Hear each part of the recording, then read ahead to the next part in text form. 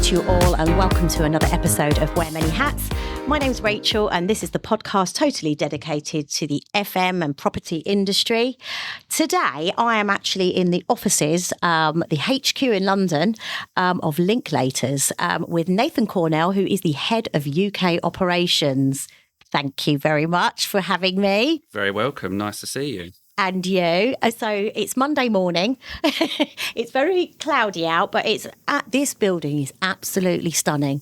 Stunning, isn't it? It's lovely. We're spoiled. We're very spoiled, but we're very, very lucky. So yeah, it is. And the hospitality that I received coming in was just second to none. It was fantastic. So I look forward to seeing a little bit more of it after we've done the interview. Absolutely. So let's kick off. Let's rewind a bit. Where did it all start for you? I think it was round about 2002, just finishing the A-levels. Right.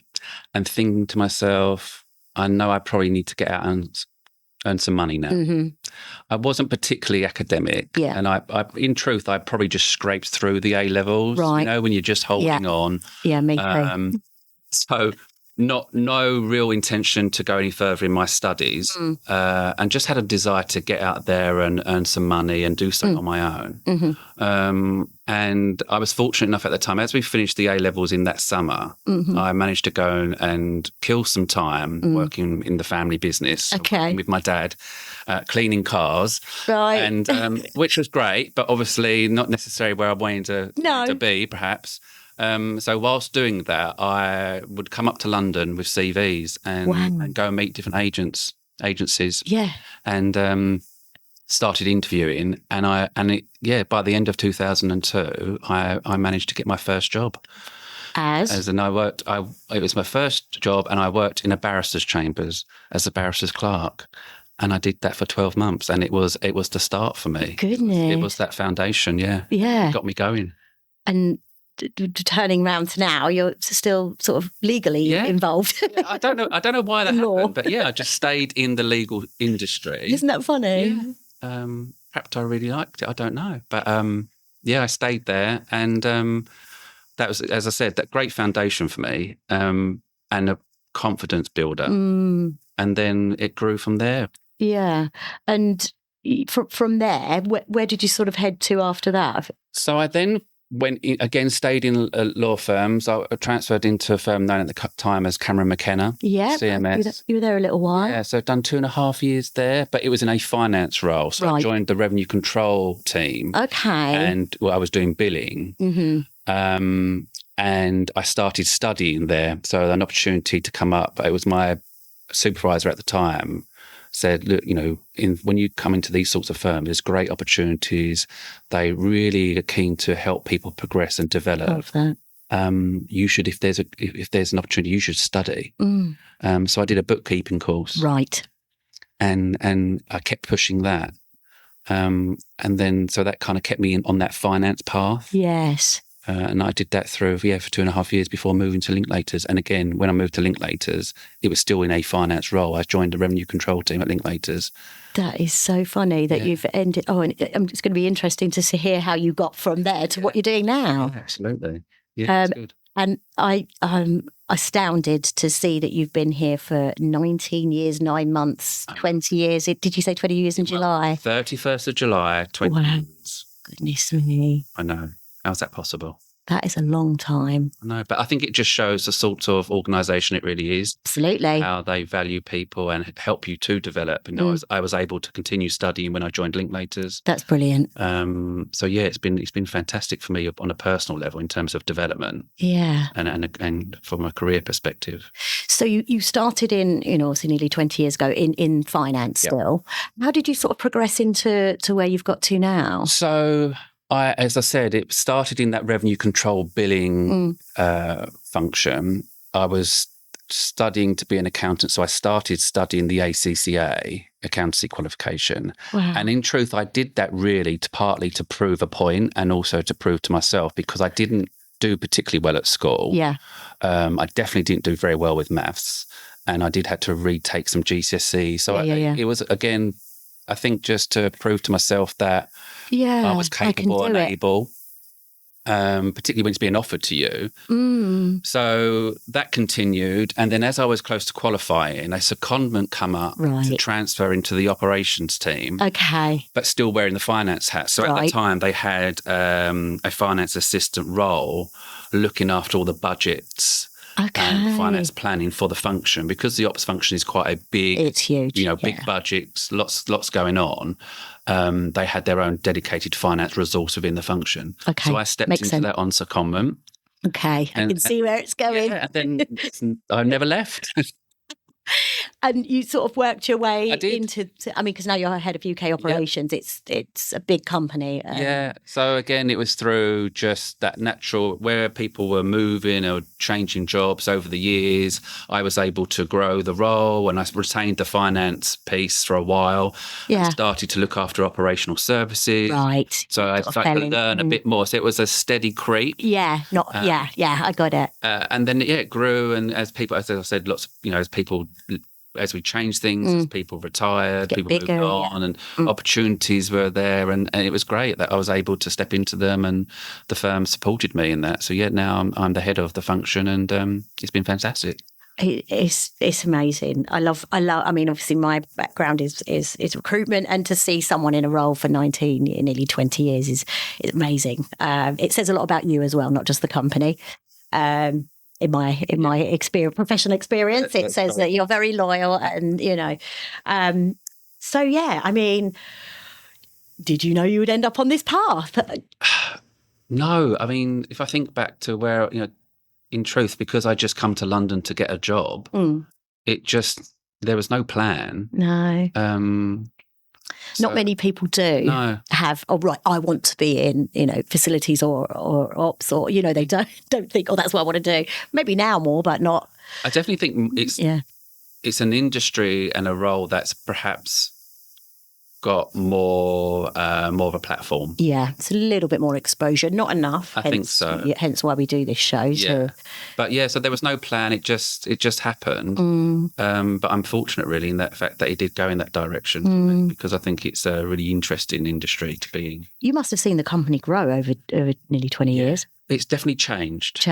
Evolved, Yeah. And I think, but so has the ops and FM world. Yes, of course.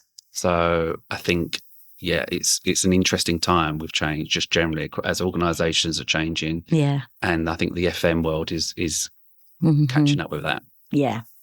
So who or what gave you that real push in your career? I think, I've had some really good mentors. Yeah. And when I first joined that, went into that finance role at Cameron McKenna, I think it was the supervisor at the time that encouraged me to do the studying. That's what gave me that push. Yeah. I think, and when I think back to the conversations then, the lady at the time was really encouraging me to make the most of being in the environment I'm in and around the people I'm with. It's a good bit of advice. It really was. And in truth, I probably didn't really want to study. Yeah. Of just leaving school, you kind of thought, God, don't make me do it again. Yes, I've just got out. But it was really good advice to take the opportunity. I paid for professional qualification that actually is probably given me that grounding. Yeah, that grounding that I needed. Because obviously you're now head of operations or head of UK operations, so you the finance still comes into it very much so, doesn't it? Absolutely. So you're still using what you studied. Yeah, it's a great foundation to have in any career, I would say. I think so, yeah. It's a confidence builder. But when you're looking after a large function with large budgets, and it's quite complex, different layers to it, to have that financial kind of confidence knowledge is really, really helpful. Yeah, it's almost making me want to go back and do my maths. Maybe not. So let's chat about your day at the moment. Obviously, you guys have just moved here. Yes. So what does a day in your world actually look like at the moment? Well, at the moment, it's chaotic. Yeah, I bet. Because we are just bedding down into this new building. But I think actually that's probably, I'd say it's right now it's quite chaotic, but there's always lots going on, and there's always a variety of things. And we talk about it internally a lot. You have to be able to flex and pivot a lot, because you could be strategy meeting, business planning meeting, high level thinking about innovation and ways to do things in a different way for the future, versus talking to somebody about the cleaning or an issue with catering. Yes. So you find yourself firefighting, dealing with issues, feedback, but you then need time to step away. And I joke, and I was with a colleague recently, and I kept saying this phrase, and she said, "If you say it one more time." I said, but it's true. You kind of have to have a helicopter view, in the sense that you need to be in your helicopter, hovering above everything, and have an awareness of what's going on in the building and the function. But every now and then, your helicopters have to land. And you have to get out and roll your sleeves up. Yeah. So I think there's a lot of that at the moment. And as I said, because we're in a new building, we have some new processes, some new policies. Yeah. We're learning as we go, and so is everybody else in the building. Of course. So they're relying on you to tell them how everything functions. Absolutely. Obviously, you've got a lot of tech in here, a lot of smart tech, isn't there? And I guess it's I mean, I don't know what your building was like before, but is it very different from? It is. I mean, we had the building before was fabulous, but it was tired, and it was so we're lucky now we're in this building that was much more modern, lots more tech supporting us, as you said. So, but. All buildings are different, so we're learning how the building works, and then you have to resource up to support that, how the building and services are going to work. It's a lot on you, isn't it? On you and your team. There is, and we're not a huge team. We work with some great outsourced partners that support us, and but we're 24/7. Oh wow! As the firm is a 24/7 firm, of course. Yeah. So there is a lot going on, but I think that's what keeps it interesting. Oh, clearly, you've been here 20 years. So let's talk challenges, and obviously you kind of mentioned a few there, but what's sort of testing you right now in your role? I think it's the fact that we really want to make sure that operations is no longer, I'm not suggesting it ever was really here, but as an industry, it's always been like the hidden function, in the way that quite discreet in the background, gets in the basement, and gets things done. Yeah. And he's solid in the sense that people know it's there, but not necessarily always visible.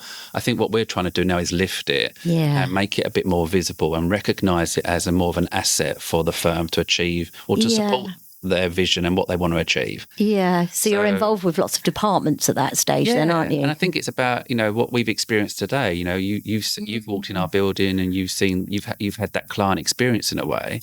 I have. And I think it's key that we kind of shine a light on that, and promote that, and that's the ops teams helping to bring that to life. And that's a big focus for us right now, is having the right people, delivering the service that the firm wants. So that's to support what they're trying to achieve as a general vision for the firm. I mean, I said it's Monday morning, and I've come from the grumpy train into here and been greeted with smiles, and it was just a really pleasant experience. So what you're doing is right. But you can't, it's a lovely place to work. So I can see that. I think people really do see that and feel that. And that's the difference in workplace now, isn't it? It's, I think, post-COVID, definitely, and maybe even before then, it's very much about how can we make this so attractive to work here. And I mean, whoever's working here, you're very blessed. You've done a fantastic job in the design, and I guess, and everything, and the feel of it in here. It's just got such a nice it does feeling. Feel good, yeah, it's beautiful. So and this is where we come on to this next bit. Where do you think the industry is heading, and what excites you? I mean, you're in a very exciting building at the moment. So AI, ESG, tech, and remote working. What sort of excites you? I mean, I think it's interesting. I think, as we said, the ops FM world is definitely, there's been a step change. Yeah, it's definitely become more visible. Definitely, and more people are aware of what your ops and FM teams can do and should do for you. I think the next thing will be, and I think service experience. So I think service experience is the new thing on people's minds, in the sense that they recognise it's not just about maintaining the building, it's about the service experience for all of your visitors and clients coming in. Yeah. To support that, I think that the next step in the future is, obviously, we all talk about AI and tech, but I think it will be using technology and data to help make decisions and plans for how firms will operate their buildings, how they can work more effectively, and then how the ops teams can kind of weave themselves into that. So I think it'd be a lot more data-led. Yes, definitely. But the beauty of ops is that you can always bring and you always need that human touch. Absolutely. So I think it'd be a blend and balance of all of that coming together. Yeah, no, I totally agree with you. I don't think AI will be taking over your roles anytime soon. Well, I think it's just you benefit. I think there's opportunities to utilise definitely to help you be a bit more effective and efficient in achieving what you want to, what the firm sets out to achieve. And I think we shouldn't be afraid to use it. Yeah. But I think it's a balance to it all. Yeah, definitely. So AI, it's a friend in your world. Yeah, I think so. I think data to help make decisions, how you manage your real estate. Okay. Whether that's information about how the building's being used, you can capture that data. Yeah. Will help you make kind of effective decisions around the space you need, how you want to service that space, what's working well. So I think it will be a huge benefit. Yeah, definitely. What's not being utilised, maybe we need to change it into something else. I think it's so brilliant.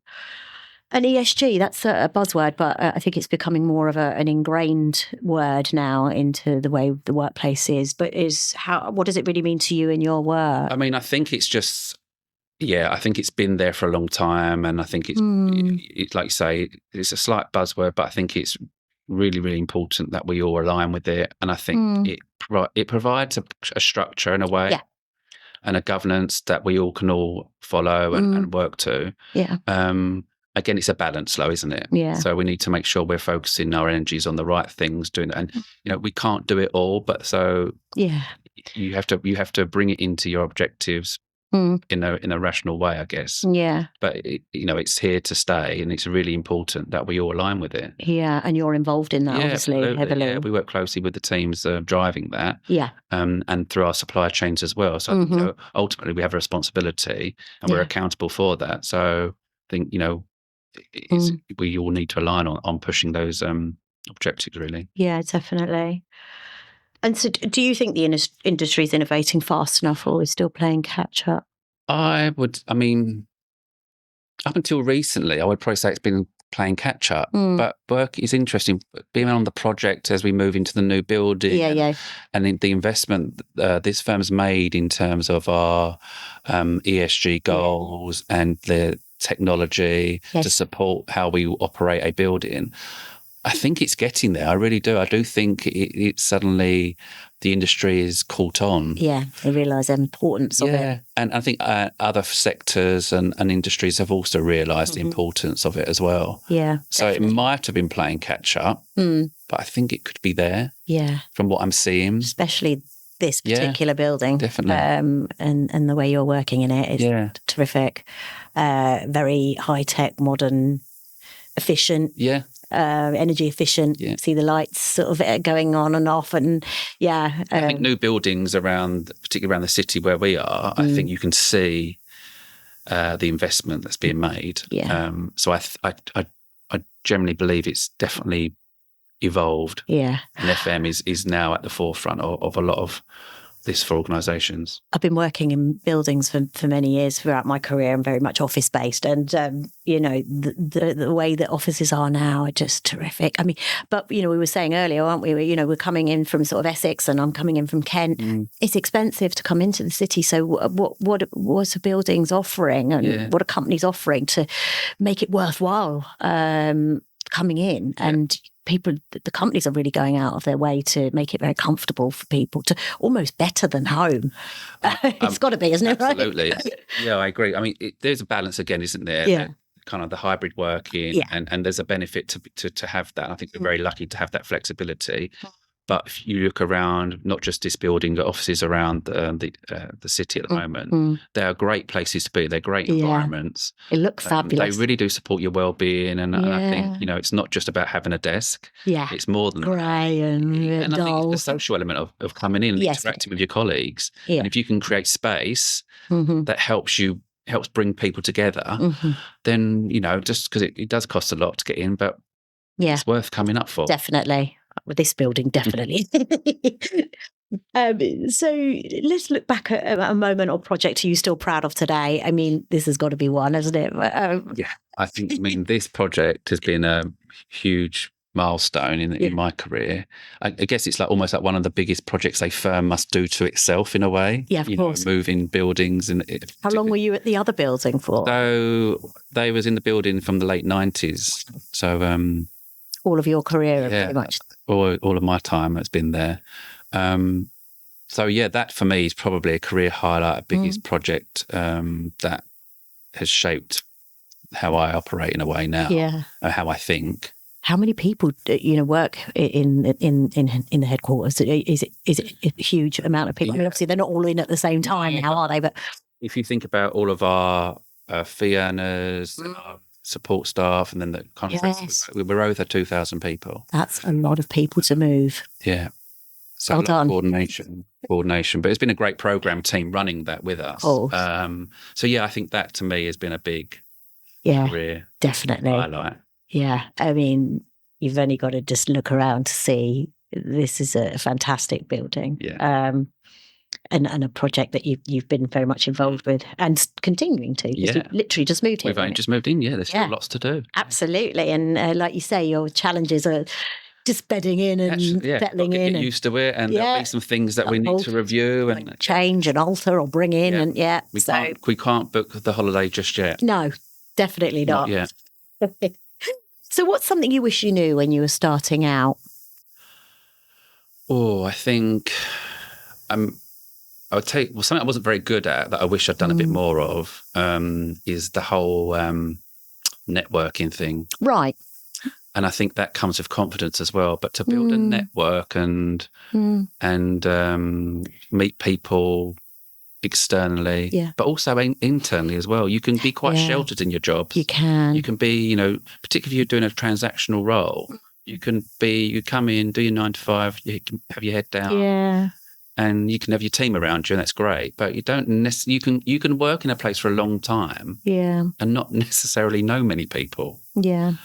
And I think just to, looking back, if you could get yourself out there a bit more, have that confidence to network, build your network internally and externally. Yeah. I think it does go a long way. Oh, yeah, definitely. I mean, I've had to over the years being in sales, but, and I know a lot of companies now do a lot of this well-being, and events and let's get everybody together and team building. And those are the opportunities in a company of this size to get really involved with other departments. But I just think maybe at a young age, when you are starting out, it's not necessarily at the forefront of your kind of list of things that you should be doing. So that's what you just... I think so. If you could put yourself out there a bit more, that relationship building, that networking, I think it's important. Pays dividends. Yeah, definitely. And if someone came to you tomorrow saying, I want to do what you do, what would you say to them? I would say, go for it. I mean, I really do. I love it. You must do. I know. Because I mean, it's not forever, but I like the variety. I like the fact that you do have to pivot. And as we were talking earlier about, you can be up, talking high level about things, thinking about the strategy over the next few years versus going to talk to someone about why the coffee's not quite right. Yes. I like that variety. I like the fact that as an industry, it pulls in such a broad range of expertise. You can be working with accountants, engineers, people managers, and it brings this whole kind of wealth of experience from different kind of backgrounds that not necessarily every other sector does. No, definitely not. You're working with everybody, really, aren't you? So I think, I would be saying I'm a great promoter and supporter of this as a career. If you're up for that variety, and challenge. It's a lot of challenges for you, isn't there? Yeah. A lot of highlights, but a lot of challenges, and wearing many hats. You've got to be able to switch, like what you're doing. Like you say, you might be in a strategy meeting at one point, and then you've got to dash off to fix something that could be leaking, or or an emergency of some sort. So you've got to just, and I guess you need to want to do it. Yeah. That's got to suit you. It doesn't suit everybody. Some people want a bit more of a structured role. Yeah. So it isn't for everyone, but I mean, as I said, I've been here a long time. I think it's great. Yes, absolutely. So let's switch up from work. What do you like to do outside of your day job, or are you very much consumed at the moment? I'm not sure there is much outside of the day job at the moment, but I mean, I do try switch off. Yeah, it's important, isn't it? Yeah. So I like to try get out at the weekend with the kids. Nice. This wasn't one of our best decisions, but we got a puppy last year, so it does get us out. So we go out for walks and things. I live very close. I back onto a golf course where I live. So okay, if I ever can in the summer to go and do 9 holes is kind of the thing I do. You're a golf man, are you? I try, unsuccessfully usually, but I try. That's the thing I like to try to do. Yeah. Just to break it up and switch off, because otherwise it does become a bit consuming. Yeah, absolutely. And obviously you've got young families, so you're out and about. I was going to say, in between juggling 2 young kids and this puppy, and there isn't much else I can do. Sometimes I come here just for a rest. Oh my goodness, there's a lot going on, but it is. You're right. It's good to switch off and to take some time for yourself so that you can come back to work refreshed. And yeah, that's key. And you're going 24 hours here, aren't you? Yeah, we are. So again, we recognise that one thing I say about working here as well is that people do recognise that it is full on. So you do need to hit the pause button and make sure you're building your recovery and reset. Absolutely. And the firm is great, and I work with some great people that recognise that and support that. That's so good. It never used to be like that. Just work. But I think you can't sustain it. No, so definitely you not. need to look after each other, and I think here I'm fortunate that that's what you do. Support. You can feel it in here. Yeah, really pleasant atmosphere. So last one, what's the best bit of advice you've ever been given?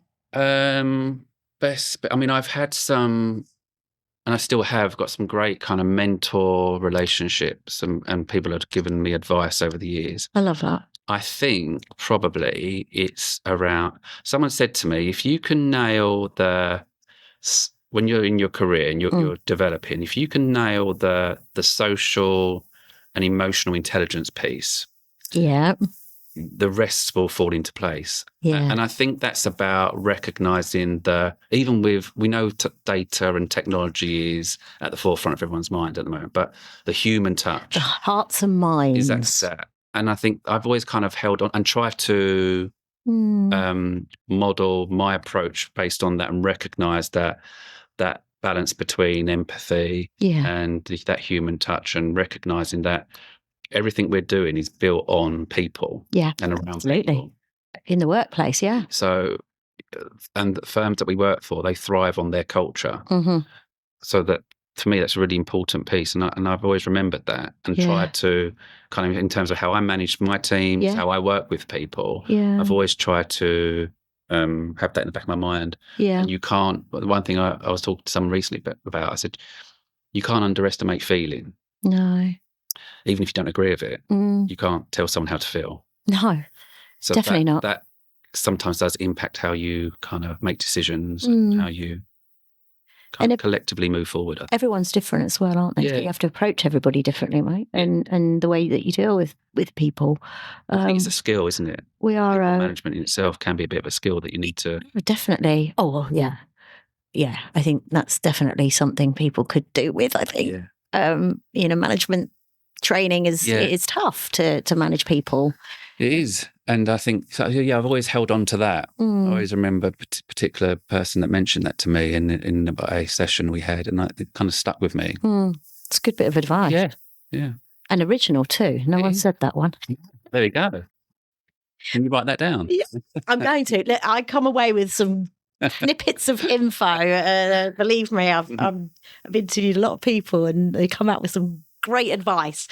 But thank you so much, Nathan. No, thank you. It's been an absolute pleasure to interview you, and congratulations on the new building that I'm going to get to see a little bit of now. Thank you very much. And I'm sure people might want to reach out to you if you've got, they might have some tips for them, or are they okay to do that on LinkedIn? Of course, yeah. I'm on LinkedIn. So if anybody, particularly if you're trying to start out in this industry, I'm more than happy to give some advice where I can. Lovely. With all your years' experience. Yeah, it makes me feel old, but there's a few years' experience there. I think it's outstanding. Congratulations on your 20 years coming up. Thank you very much. Lovely. And that's the end of today's episode of Wear Many Hats with Nathan over here at Linklaters. Like he says, do get in touch with him if you've got any questions. But please do like, share and forward on to anyone that's wanting to get into the FM or property industry. Until next time, take care.